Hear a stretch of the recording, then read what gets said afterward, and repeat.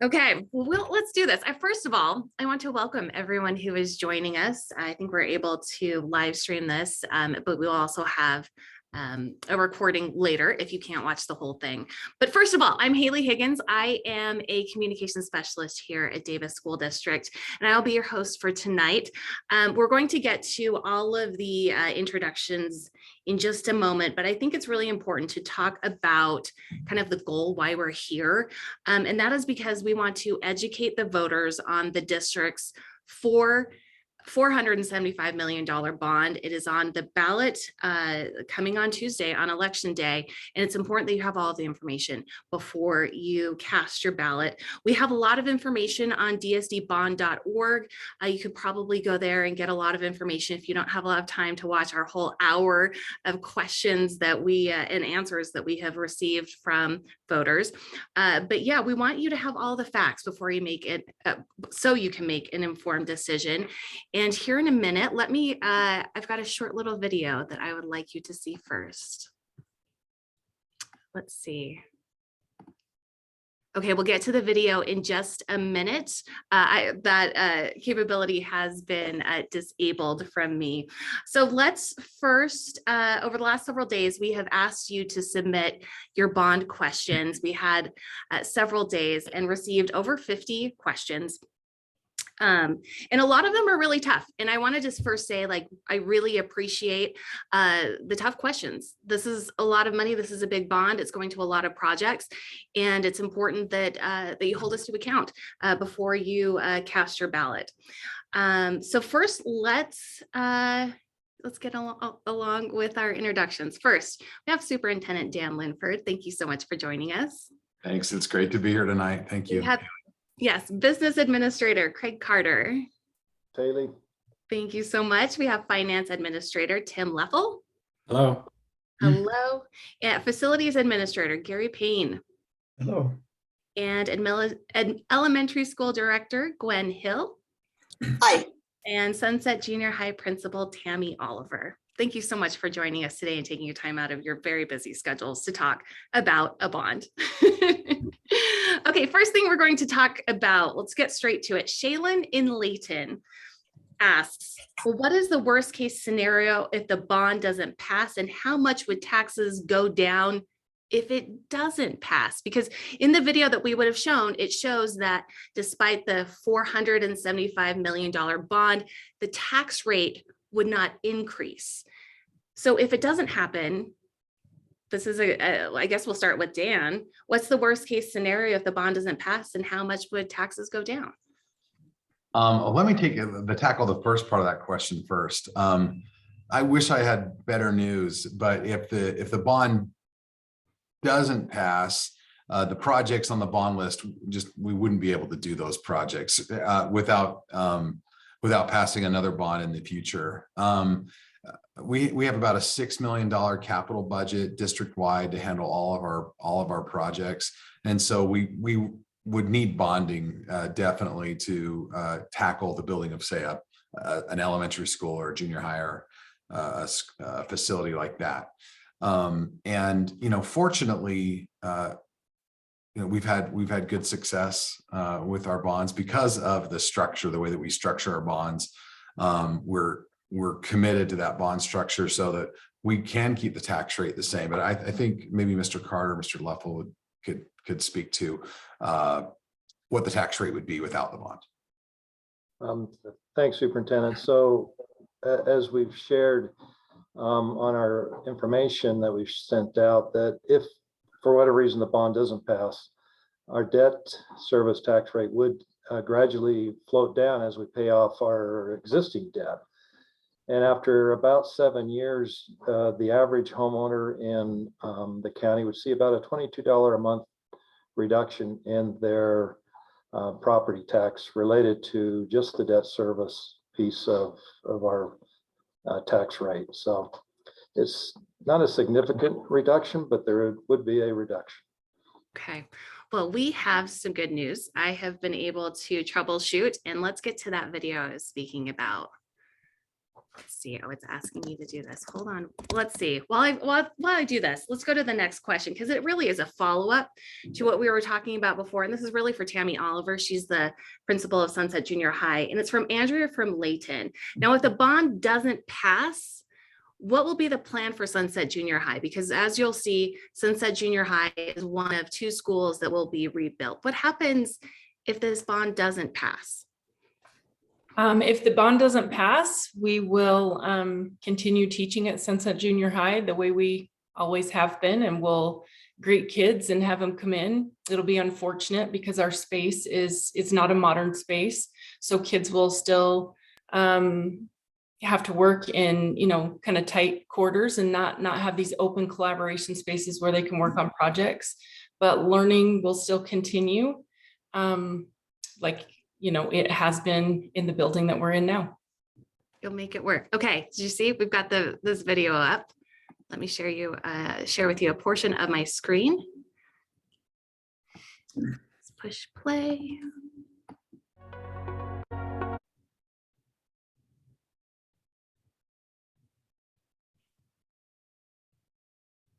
Okay, again, having technical difficulties on this video. We worked really hard on it, so we'll get it as we continue here. But let's go to question number 2. It is from Carolyn in North Salt Lake.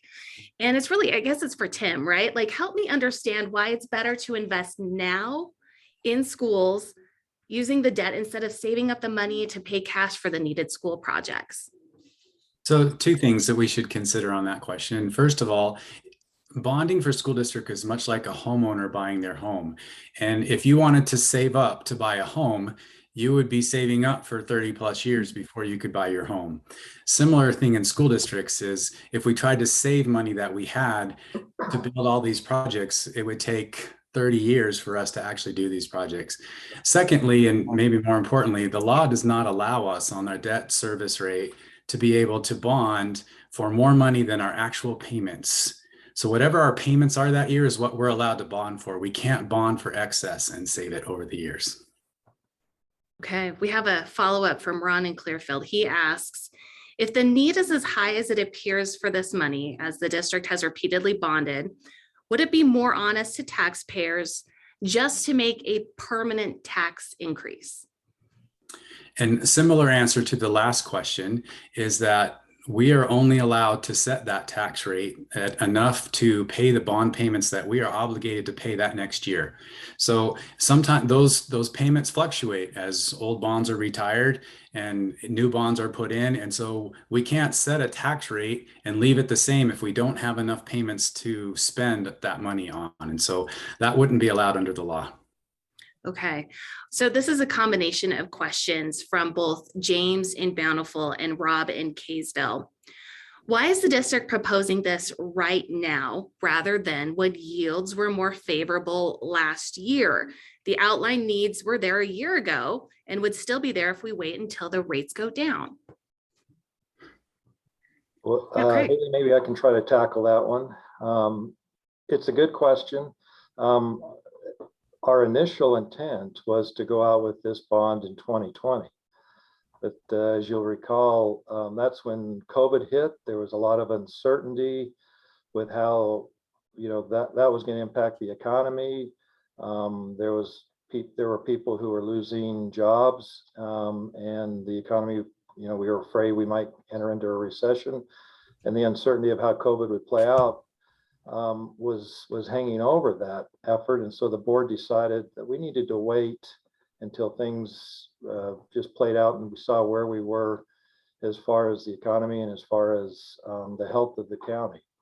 And so while we don't know what the rates will be in a year, we know they're up now. But it's important to keep in mind, a lot of times people look at the mortgage rate one would pay for their home, which is just under 7% today. Because of the state guarantee program and because of the excellent credit the district has, we're looking at somewhere in the neighborhood of 3.25 to 3.5% for debt that we would borrow. And if in the future rates do decline, which they undoubtedly will, we can refund any issues that we may may go out to market with now if it pays to refund those. And we've done that over the last 10 years quite often when we were issuing debt in the early part of the like 2010, 2011, as much as 5 or 6% at that time. So the need is immediate. As Ms. Oliver has stated, we have schools that need to be rebuilt, and we have schools that need to be built for the growth and the crowding that we have in our buildings today. And just to clarify, for layman's terms, you say refund, that's like refinancing, right? Yeah, like refinancing for a lower tax. Like someone might refinance their home to take advantage of lower rates. Okay. Thank you, Craig. All right, Andrew in Bountiful asked, it has been stated that property taxes will not increase with the bond. Where is the $475 million coming from if taxes aren't raised? And it's important, I think, that we address the difference between taxes and tax rates. I guess this would be a question for Tim. Yes.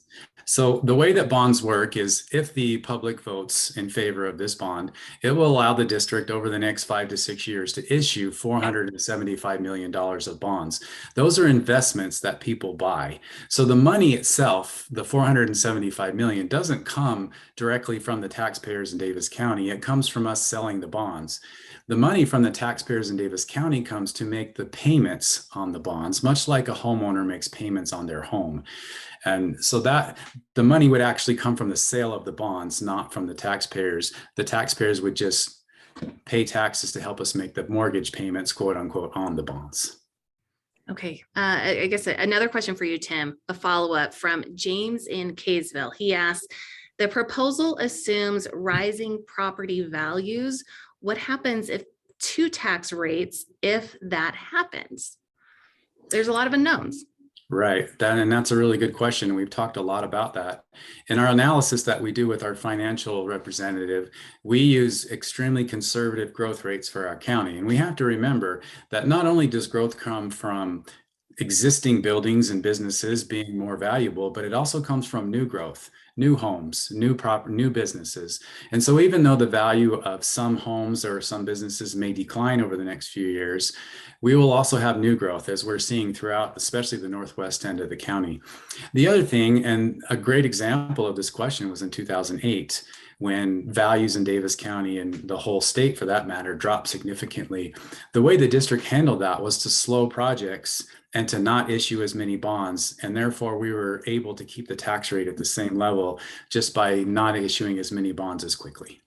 Okay, that clears that up. Okay, so we had, like I said, over 50 questions from voters and the public that were submitted to us. And they had a lot of themes in them. So we're going to kind of bundle them together related to the themes so we don't have to answer each question individually. There's something I did want to mention though. If we don't get to your question, if you were one of those people who we don't get to your question tonight, expect a phone call tomorrow from Davis School District. We have answers to your questions. We may not be able to get to them during our hour-long tonight, but you will get your question answered. So if you get a weird phone call, coming in through your cell phone, you might want to answer it because we've got some answers for you. Moving on though to those themes that we're seeing. This comes from an anonymous parent in Layton. He cut right to the chase. He said, why is the district spending excessive amounts of money to build educational palaces as schools? Then Mike in Layton asked, how do we ensure the taxpayers are only going to pay for basic buildings that focus on education rather than making an architectural statement? And Caitlin in Bountiful writes, why doesn't the district use standardized buildings for new or rebuilds? Seems like a much more efficient way to use funds. So I guess this question is for Gary. Is the district out making, architectural statements in your opinion, and how do we ensure that that money is spent appropriately? Well, let me go with the last question first about prototype buildings. And we do use prototype buildings. And right now, we are in the process of designing the next phase of prototypes. The state only allows us to build one prototype up to 5 times. And we've reached that limit on our junior high and our elementary schools. And so we do use prototypes, and but we are limited to how many times we can use that by state purchasing guidelines. And then the other question about ensuring that we're just building basic buildings. Our buildings are beautiful. I'm not going to say that they're not. And I think I would be upset if someone took my tax dollars and built an ugly building for more money than a beautiful building for less money. And that's really what we're doing. The cost of the building is really dependent on the materials that we use. And in the buildings that we're building now, we use a lot of concrete block, sometimes known as cinder block, concrete polished floors, metal panels.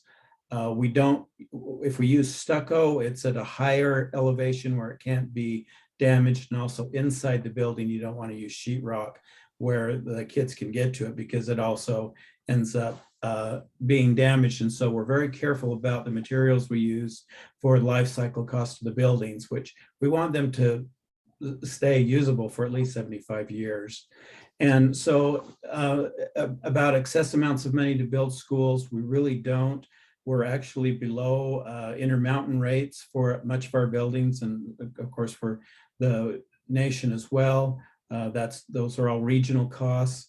And Farmington High School, for example, was $167 a square foot, which was just remarkable. And it was just in 2018, 2019. But we just cannot control inflation. That if we could control inflation, we wouldn't have the turmoil we have across the planet now. So we're subject to those rises and those cost rise, those cost, sorry. Rising costs. Costs in both labor and materials. And not only do they cost a little bit more, they're taking us longer to build because of supply chain issues and labor shortages. Okay, it's just a tough time for everybody. Yeah. Another theme that we saw was accountability with $475 million. A lot of people asked, what are the checks? What are the barriers with that much money? And Jennifer in Kaysville asked, how will the public be able to hold the school district accountable that they will use the money in a way that was described? And Nate in Syracuse asks, why should we as taxpayers and parents trust you with hundreds of millions of dollars? It's a tough question, but Tim, I guess you're one of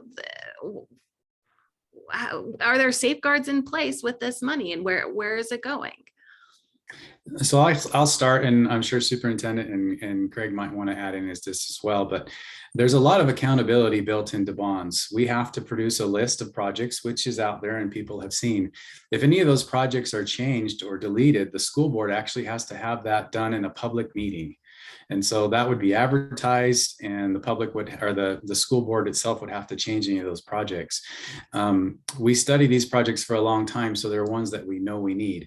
The district also has to report to the state accountability website. So all of our expenditures are there, and on our website throughout the process of the bond, like we did in 2015, we put financial updates on the website as to how much money we've spent on the different projects. And so there's lots of different ways that accountability is built into bonds. I would add to that I think one of the best measures, aside from the fact that we're legally required to follow the bond list, but we have a great track record following our bond project list. When occasion happens that we do have to make a choice or make a pivot, of course, that's public information. A good example of that is Sunset Junior High. In our 2015 bond list, we had $10 million put aside for a remodel of Sunset Junior High. When it was their turn on the list, our people went into that building and just thought that would be a waste of taxpayer dollars, because they could see in the not too distant future a need to rebuild that school. And so they chose not to put that 10 million into Sunset Junior High, and instead put it at the top of the list for the next bond cycle. And of course, that's what we've done. I appreciate that there needs to be flexibility within the system so that we can make good financial decisions, and we've done that. And luckily, I think we've earned great trust from our public. I'm glad you brought up the Sunset where did the I guess $10 million for Sunset Junior go from the prior bond? Jennifer on Facebook has asked that. And as you said, it was allocated for it. Well, I guess Tammy would know it better. I mean, but the money was allocated for to rebuild or to renovate that school. And then when you just got in, it was just too big of a project. Can I jump in on that one? Absolutely. So you're right, and the listener is correct that we had 10 million in the bond in 2015 for Sunset. So when we decided that it was just not worth putting good money after bad, we've hired an architect and a construction manager, a general contractor for Sunset. So they've designed a whole new school that will be built if the bond passes. It's a unique design for Sunset because of the land that we have available to build it on. We also purchased some land surrounding the existing site that we will expand onto using that $10 million for that as well. So that money ultimately went to help prepare for the new school. That's going to be an amazing school for the community as well as the students in Sunset. And that goes to Tammy. This is your school. Well, so I was actually a teacher at Sunset, and it was disappointing. The community was disappointed, but where I am now, this is much better for the community. This brand new building is beautiful. It will be beautiful. It is beautiful. The plans are beautiful. And it will be a great facility for Sunset, Clinton, and South Weber to enjoy for many, many years. Yes. And if you would like to see the digital renderings of what the school is proposed to look like if the bond passes, dsdbond.org. We also have a project list there as well if you want to take a closer look at what this bond would mean for the Davis School District if voters decide to go out for the bonds. Another question, and we kind of alluded to this earlier with one of the questions, but Jennifer in Kaysville asked, why is it more expensive to build a school now than in the 2015 bond? I mean, in 2015 is when the last bond was passed. Why is it more expensive now? Well, let me take that one. I kind of answered that just a few minutes ago, but again, it all has to do with inflation. Just in the last 4 years, inflation has just been incredible. And the good news is that we have been told by our construction managers that costs are coming down a little bit. So we're hoping that that's a trend that we'll see. But just naturally worldwide costs have gone up. So, but some of those things that impacted us directly, whether it was cement powder or materials for blocks and whatnot, those demands have lessened a little bit. So those materials are a little bit more accessible to us. Haley, I would also add to that much like we've likened some of these questions to a homeowner, if you looked at what a house sold in 2015, that same house today would probably sell for at least double, if not more. So it's kind of the same thing we're dealing with, like Gary's talking about on the construction side. That's a really great perspective. So the next question has to do with school security, which is at the top of mind for a lot of parents and administrators and community members. Marianne in Kaysville wants to know, are added or upgraded security features to Davis County schools a part of the future projects under the bond? Does this include new or better security cameras, alert systems, locks, things of that nature? Are kids going to be safer if this bond passes? So if I can maybe just lead off with that, and then Mr. Payne can follow up with a lot more details, because it's really under his purview that we've been doing this really for the last 4 years or so. We've been addressing security at our buildings with vestibules, buzz-in doors, which patrons who have visited our buildings have seen that. We will continue that with the bond. There's several steps involved with this process. Some of our schools, just the way they've been designed and built, in order to provide more visibility from the office, to the front doors or to the main entrance requires a significant remodel in those buildings, which requires more money than what we've been able to do with our capital budget and somewhat of the 2015 bond that we devoted to our security needs. So, but Mr. Payne can give us a lot more details and some of the things that we're currently doing. Yeah, piggybacking on that, one of the things we started with were secure vestibules. So you've probably noticed as you go to these schools that you have to be buzzed into the office. We're still working on some of the more complicated version of those. We've also increased cameras. We have over 6,000 cameras now in all of our buildings, and they're much higher quality cameras. And what we've been doing the last couple of years is bullet resistant film on the entrances. We're about 50% through that. Then from there, we'll go on to expanding vestibules to have direct access into the office for those schools that do not have it. And that one's going to take a little bit more time, but we have spent both capital and bond money to improve our security situation. And I think we have some of the best security in the state in terms of our schools. The next question, and I think we need a little background here because some of the sports facilities will be upgraded. Who can speak to what parents and sports fans and really, most importantly, student athletes can expect if the bond passes? Well, I'll be happy to start off with that.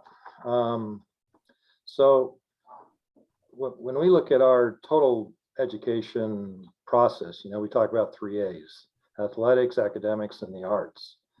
And so athletics is a big piece of our secondary education. We have thousands of students that participate in various activities, whether it's the arts or sports or whatever their interest will take them. And so we are constantly striving to provide the best facilities for those students to engage in. So all of our 9 high schools, except one, they have a multi-use turf field, which can be used for soccer, it can be used for lacrosse, it can be used obviously for football. We have all of our high schools but one have 8-lane tracks, which is required to have a track meet on there. Bountiful High is the one that doesn't have either of those two. And so part of this bond includes a remodel to Bountiful High, and that remodel will also include a new football field and an 8-lane track so that they have the same capabilities as all of our other high schools. In addition to that, we're proposing 3 tracks be built at junior high locations.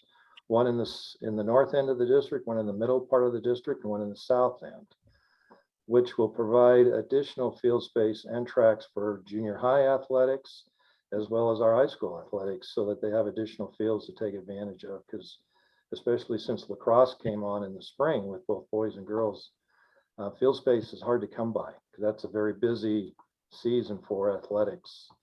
Dr. Limpert knows that well, being a former high school principal. So. Yeah, no, I think Mr. Carter really hit it on the head. And one of the great things about these athletic facilities, particularly the turf field, is, it also becomes a classroom where historically you just don't run PE classes on a football field. In fact, to a degree, they're saved for those 7 home games a year. And so the turf allows us to just use it around the clock, to use it as a PE classroom, especially in our communities like Bountiful High that is really landlocked. They really don't have any other options. So it'll be great for them to have an educational facility. But I'd also add that these athletic facilities, if I'm a taxpayer and I'm on the opposite end of the district as Bountiful High, the great thing about that is, for one, my students will also compete at Bountiful High if they're involved in any of those athletic opportunities. They'll invariably end up playing and using those facilities. But part of our great partnership is that we when these bonds come along, we have opportunities for school improvement that we all pitch in, and we all, in our process, we all take our turn. So we've really appreciated the taxpayers over time to, kind of see that dynamic and participate and recognize that helping our neighbor, helps us. Great. And this conversation has really answered Kelly and Clearfield's question that wanted more information about the proposed junior high track and turf fields that will be at the 3 sections of the district. And Meredith and Kaysville asked what Dr. Linford was just getting to. Why are my tax dollars going to be fund a new football stadium at Bountiful High School? Would you care to speak more to that? Yeah, absolutely. And I think Mr. Carter got into, really how far behind the Bountiful facility is in terms of updated turf and a track that has got to be the only non-8-lane track in high school athletics. That's my sense of it. And for such a great program like Bountiful High has had over the decades, it's just surprising that they haven't had a full track. But that gets into this idea that we all benefit from it, as taxpayers. My children don't go to Bountiful High, but I know my children will benefit as they participate in those activities that will end up being held at Bountiful High. And let me talk a little bit about the junior high tracks. That's really driven by junior highs become kind of the second class citizens, if you will, on high school tracks. We put during track season, their track season is the same time as the high school track season. And so they really have to work around our high schools. And you think about our spring sports where we have boys soccer, we have boys and girls lacrosse, we have huge track programs, as well as adjacent baseball programs, and softball programs and others that really dominate that space in the spring. And so junior highs, especially, we have large, robust junior high track programs that are just such great programs to get so many kids involved in an activity like that. And they really have to squeeze in between really heavily used high school facilities. So our thought was, especially with the adoption of lacrosse across the district, and that's just a major endeavor to start those programs. Our thought was that those junior high students deserve to have their own facilities that they can count on. Still, 3 across the district for 17 junior highs. We could build 10 tracks and probably use them around the clock in the spring. But we think that specifically located tracks around the district will be a huge benefit for our junior highs and allow those students to have reliable facilities for their practice and their meets. And maybe working bathrooms at Bountiful High School. That would go a long way too. With their track and field. No.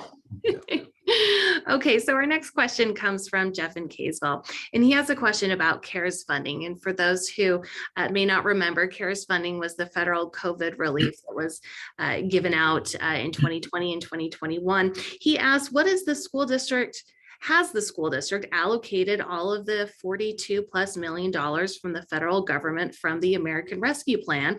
And specifically, could any of that money have been used for the school upgrades that are part of the bond proposal? That's a great question from Jeff, and one actually we've answered a lot of times in the last couple of months. So the CARES funding was targeted at student remediation. When we went through COVID and students were at home learning, many of them fell behind in academically. And so most of the CARES funding, which is all allocated and budgeted, has gone for classroom aids, remediation programs for students, summer schools, laptops for students to take home. So we have a one-to-one program now where every student has a laptop or an iPad that's theirs that they keep throughout the year. We have used some of the money for indoor air quality improvement, and that is allowed. So we could have done some projects, and we did, to increase or to better the air in our schools. However, we could not have used any of this money to rebuild a school or to build a new school. That would not have been permitted under the federal guidelines. And speaking to the money where the bond money would go, rather, there are some guidelines in there where this money cannot go towards teacher salaries or for administrative costs. Can you speak to that? This So has to go towards facility funding. Correct. It cannot be used for salaries. It can not be used for benefits or any operating type costs, as we would call them. It has to be for facilities and upgrades and improvements. Okay.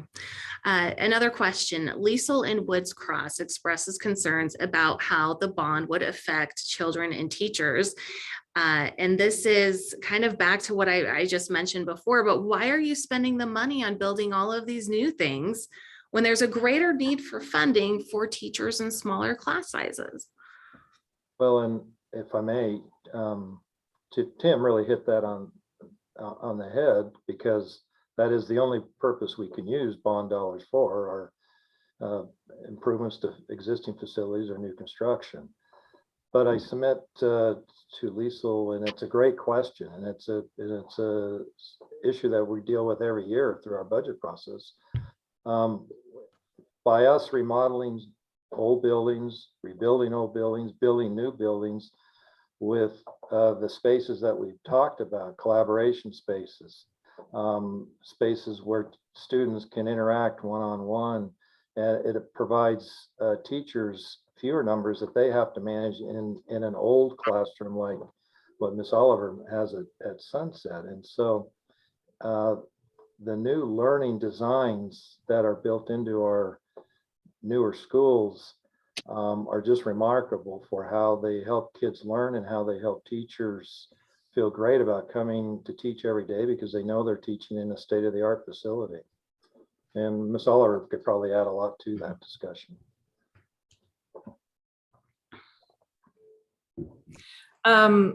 Yeah, having a new building, that, a more modern space, that would be awesome. Practices have changed a little bit. We try to get teachers to help kids work on projects and collaborate more. Our classrooms are full of furniture, which is great. We need that furniture, and we need that space where kids can work independently and work with tables and chairs. But there's also sometimes a need for more open space where kids can sit on the floor or spread out big pieces of paper, have manipulatives, things that they can work with. And we want a space where kids and teachers love to come, and just having a new building that's brighter and more inviting and more open, that encourages people, and it changes moods and makes people happy. So we look forward to having a new space that's beautiful and brand new.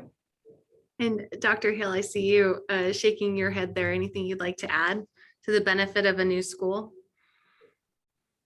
They're not built the same as they used to be. They are brighter. They are more conducive to learning. The spaces are configured differently, and children thrive in these environments. And I would encourage parents that wonder what that looks like to take the opportunity to stop by one of these schools and talk with the principal, and maybe have them show you what's going on in their schools. We teach differently now. We know better, so we do better. And these new spaces make it so that our children have the room to learn in the way that is best for them. On top of that is just the infrastructure of our schools.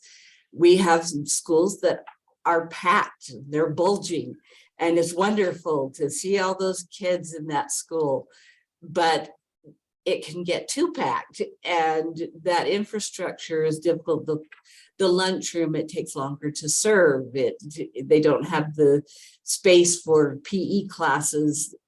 And so some end up being in a different space during the lunch hour because there isn't time to get everyone to PE on those other times. So it's a need. We have children. We have lots of children in our area, and it's a great problem to have. And we have incredible resources in our district to provide the very, very best experience for our children so that they can be successful. And this is a question that I think you could speak to as well, Dr. Hill, in that you're in an area on a part of the district that is growing rapidly. Speak to the growth in your area, what you're seeing in your schools. We have some schools in the north part of the district that there's a lot of land still left. And we have people building now. And we're trying to get ahead of it. We've already started one school, and thanks to our financial wizards, they've been able to work a way that we could use funds to get that done and get it started now, because we need it now. And the schools are excited about it just because of the numbers of students in those schools. And all of our facilities are great. And those that are older, they get a facelift and they work even better. But we're at a point in that northwest part of our district where that's not enough. We need to spread. And so we're excited and hoping that our constituents will see that there's a real need for it. Okay, well, I've got a question that comes from Facebook, because we do have a little bit more time and I want to make sure we get all of the questions asked and all of the information out there. This is talking about how are the schools built to the latest educational standards? And do the newer schools, Farmington High School and others, do they have features that are standard in the new buildings because the research finds that it's best for learning? How are these new schools tailored to the best educational environment for students? I can take that one. This is Gary. We have done a lot of research with our school planning and programming, and we have met with hundreds of teachers, administrators, curriculum folks to determine what is the best method of teaching. And these schools reflect what the teachers need and what they want and how the students can best learn. And this research comes from practices around the world and some of the best architects who focus on educational architecture. And so, yes, the new schools do reflect all of that. And we also try to incorporate where we can in the existing schools so that they are not left out. And that's where our curriculum folks come into play and making sure that those kids are getting the same education, no matter what the building consists of. Okay, so we have a webinar participant who is asking if, and this is kind of for anyone who wants to chime in here, but have any specific lessons been learned since the last bond and the large projects that were done there that those lessons can now be taken into this new bond if it's passed by voters? I can jump in on at least a portion of that. I want to speak to kind of the modern construction principles. Two elements of that. One, that we can make really beautiful buildings with advanced materials that are really a rehash of old materials. We've mentioned that, block and steel siding and some of the things we do. Our buildings, people say that they're magnificent. In fact, to a degree, we can be criticized for building, I've heard Taj Mahals in some of my meetings with community councils the past couple months. And something that Mr. Payne has said over the years is, hey, we can build ugly buildings for a lot more money if we want. And we see districts around the country that build these brick buildings that are double loaded corridors, very traditional, very institutional looking, and they're just not powerful, inspiring places to learn for kids. And the other element I want to talk about is the light, the natural light brought into buildings, and we do that through a lot of ways.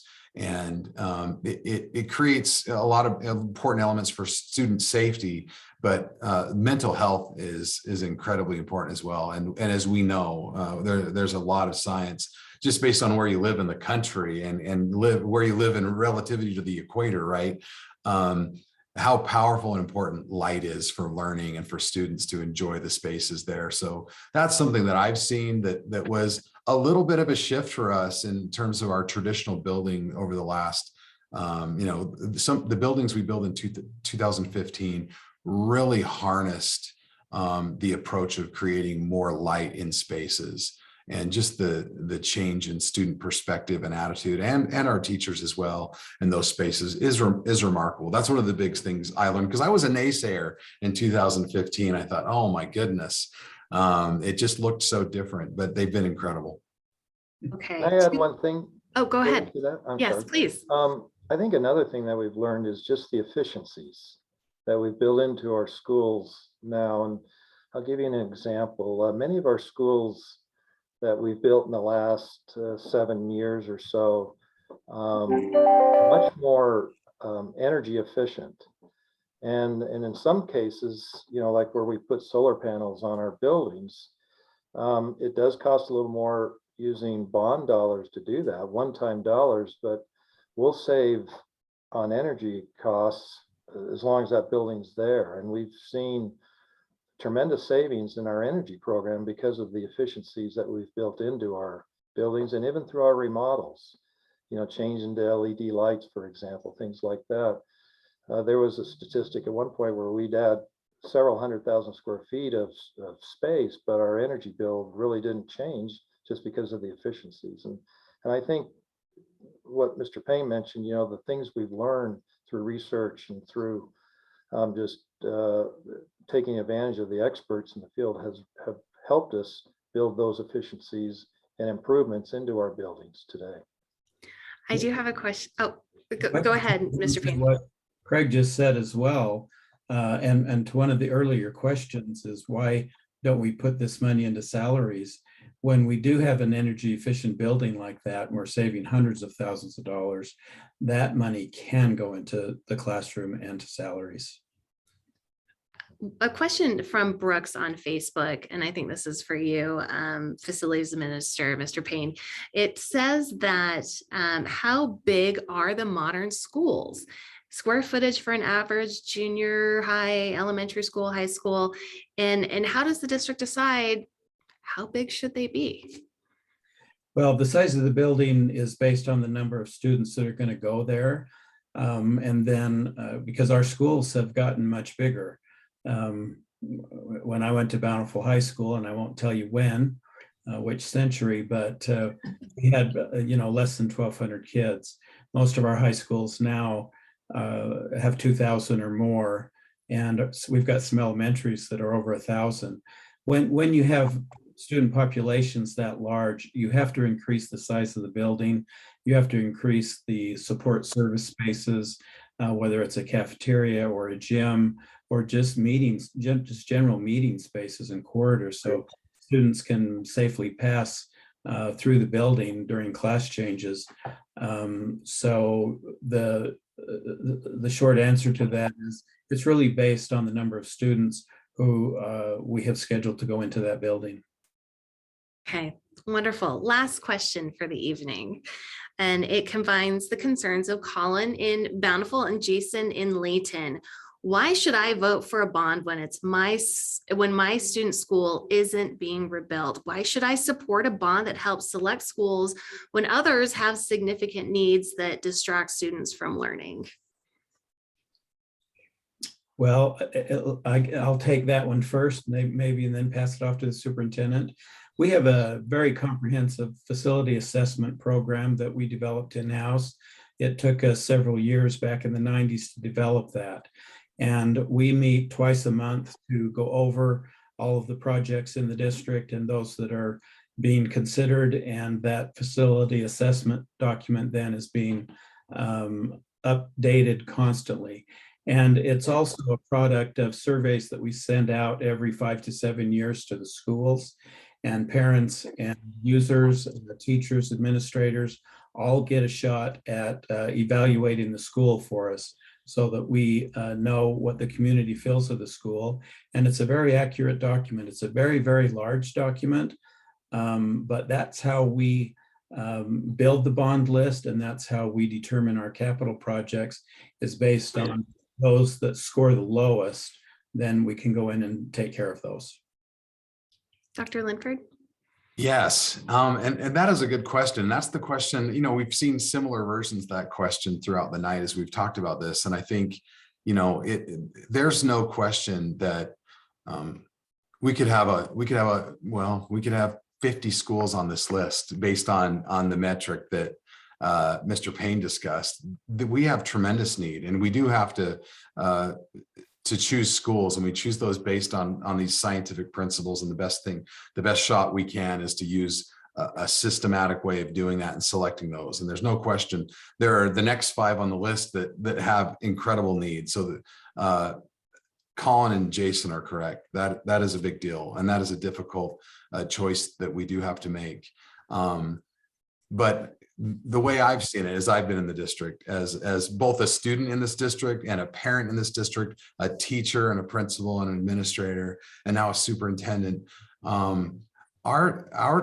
Our historical model has been, folks know that people that are maybe several blocks from me or dozens of miles from me, they might receive the direct benefit right now, but in a number of years, I'll ask them to vote for a project that impacts me. And the awesome thing is our district, historically, our people are incredibly generous and responsive to those needs that they see over the fence. And it reminds me that that proverb that's become a quote, with the idea of the true meaning of life is to plant trees under whose shade we do not expect to sit, and I think that's who we are as a community. And I've just appreciated that tremendously as the voters have always voted for the bonds in our district. And you want to knock on wood, but we've appreciated that relationship and that community that we have with one another, that we take care of each other, even when sometimes our needs aren't being met right now, but in the hopes and the relationship that our needs will be met in the future. Okay. Thank you, everyone, for your time tonight. I know you're very busy. I know there's a million other things you could be doing right now, but I really appreciate you taking the time to get the facts out there so that voters have all of the information that they need regarding this bond, so they can make an informed decision on Tuesday, or maybe they voted a little early and will turn their ballot in. But anyway, thank you very much. I've got a couple of things. So we weren't able to show that bond video that we were really hoping for, but there's a place you can see it. It's dsdbond.org. That website, you will have all of the information, even down to the nitty-gritty projects that we may have discussed here, some we may have not. So that's dsdbond.org. And then also, if your question wasn't answered, or if you thought of something and you have a couple questions, please email your name, your zip code, the question to news@dsdmail.net. news@dsdmail.net. We also have, we'll try to get to those tomorrow. And if you submitted a question in advance, we didn't get to it, we'll definitely get a hold of you if you're able to provide your contact information with that. A couple more important deadlines that I want you to be aware of. Voter registration deadline is tomorrow. If you have not done that yet, tomorrow is the day. And then also your mail-in ballot, if you're driving around with it in like the passenger seat of your car, tomorrow's the day that it needs to be post-dated before election days to make sure that it is counted. But also you can put it in a Dropbox location by Tuesday, or you can vote in person as well. And if you just haven't, tomorrow's not your day to register to vote, you can take 2 forms of ID to one of the vote centers, and then they can do that for you right there. Again, though, the takeaway, please vote. We wanted to give you as much information as we could on this bond, but please vote. And also, again, the bond website, dsdbond.org. Thank you so much for joining us, and I hope you have a wonderful evening.